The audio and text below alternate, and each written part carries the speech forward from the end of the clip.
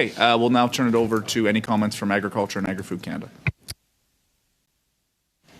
Merci beaucoup, Monsieur le Président, et merci de ma... Thank you very much, Chair, and thank you for having invited me to participate in your discussion on Bill C-355. Of horses for slaughter has garnered significant public and social media attention, and the Canadian public has expressed concern over the practice.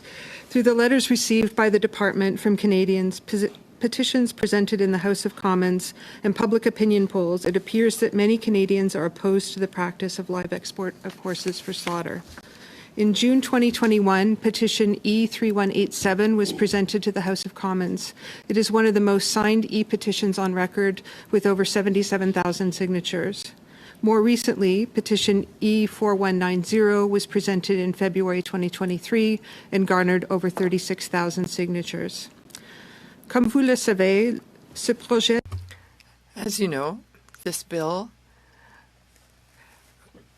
addresses the Minister of Agriculture and Agri-Food's mandate letter commitment to ban the live export of horses for slaughter.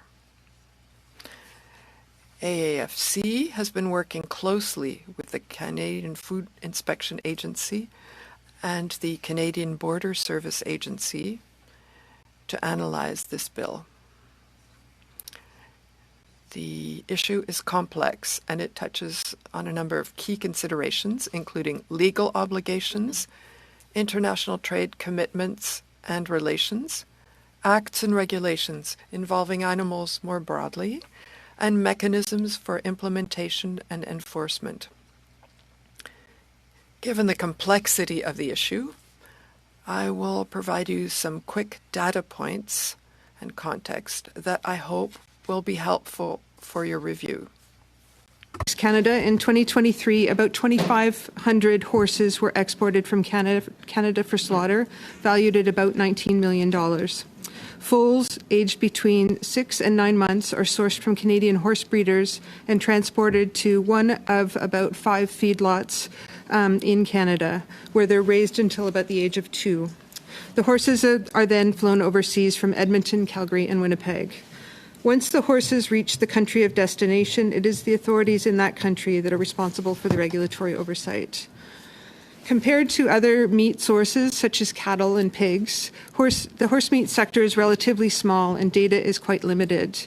As this is a relatively small sector with very little available information, gaps in knowledge do exist, including the degree to which Indigenous people participate in the trade.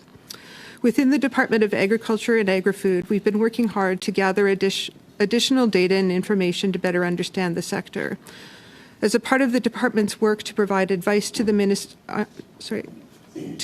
advice on the minister's mandate commitment, we reached out with CFIA to key stakeholders in the sector.